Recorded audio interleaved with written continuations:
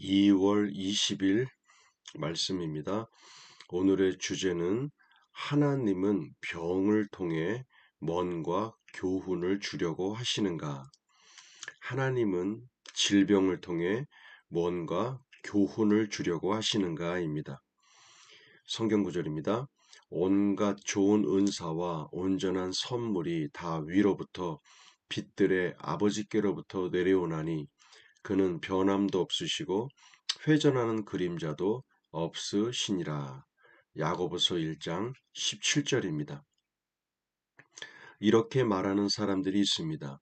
만일 예수님이 나의 연약한 것을 담당하시고 내 병을 짊어지셨다면 왜 내가 아직도 병들어 있는 것인가? 그 이유는 당신이 아직도 그 말씀을 믿지 않기 때문입니다. 당신이 지적으로 동의하여 네, 그 말씀이 맞아요 라고 말할지 모르겠습니다. 하지만 그것을 마음으로 믿는 것은 아닙니다. 그 이유는 당신이 마음으로 믿는다면 하나님과 일치해 당신의 입에서 예수님이 나의 연약한 것을 친히 담당하시고 내 병을 짊어지셨으니 나는 더 이상 병을 갖고 있지 않다라는 말이 나와야 할 것이기 때문입니다. 예수님이 자기의 연약한 것과 질병을 담당하셨다고 믿는 사람은 설령 아직도 몸이 쑤시고 아프다 할지라도 자신이 한 고백을 굳게 붙잡을 것입니다. 예수님이 자기의 질병을 짊어지셨다라는 것을 그 사람은 알고 있습니다.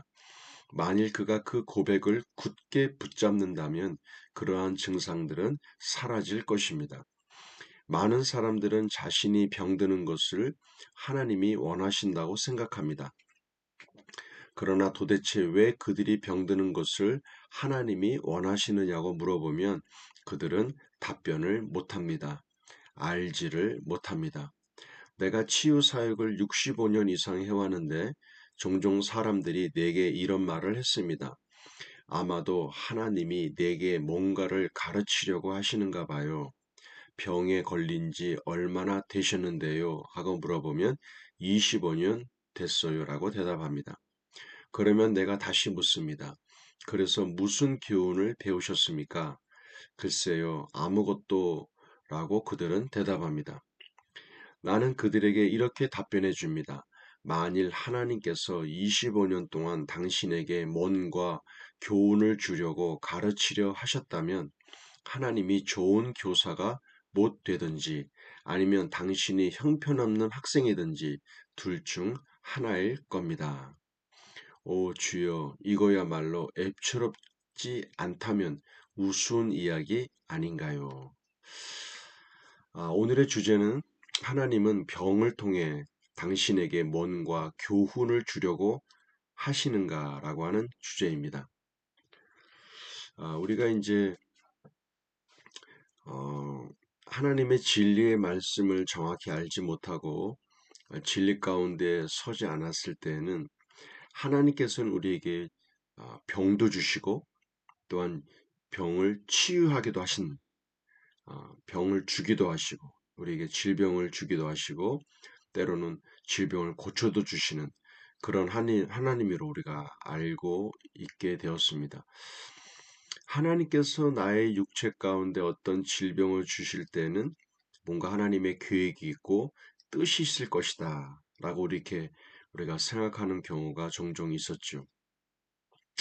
그러나 성경은 말씀합니다. 예수님께서 우리의 연약한 것을 담당하시고 우리의 질병에 치유하셨다라고 우리의 병을 짊어지셨다라고 말씀합니다. 그렇다면 뭔가 앞뒤가 맞지 않지 않습니까?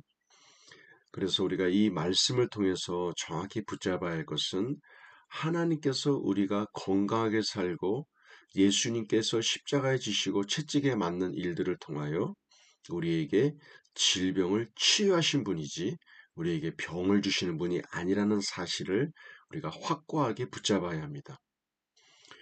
하나님께서는 우리에게 어떤 교훈과 또한 책망을 위해서 질병을 주시는 분이 아니라는 것이죠. 하나님은 예수 그리스도를 통하여 우리에게 병을 고쳐주신 분이고 우리의 질병을 치유하신 분이 나의 하나님이라는 사실을 우리가 확고하게 붙잡아야 합니다. 오늘 여기 나와 있는 어떤 분과의 대화 내용도 마찬가지입니다. 한 분이 질병 가운데 계셨는데 어, 그분이 25년 동안 그 질병을 앓았다고 합니다. 그런데 그분은 하나님께서 이 질병을 통해서 자기에게 어떤 교훈을 주신다라고 믿었습니다. 그래서 케네스에게 목사님이 질문했다고 그러죠.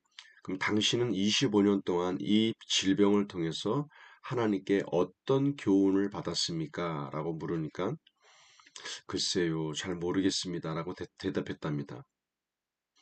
그래서 하나님께서 그렇다면 25년 동안 당신에게 이 질병을 통하여 어떤 교훈을 주길 원하셨는데 당신이 잘 모르고 있다면 그것은 하나님이 좋은 교사가 아니시든지 아니면 당신이 좋은 학생이 아닌 것이다. 아, 형편없는 학생일 것이다. 이렇게 대답했다고 합니다. 참 우스운 이야기가 아닌가 싶습니다.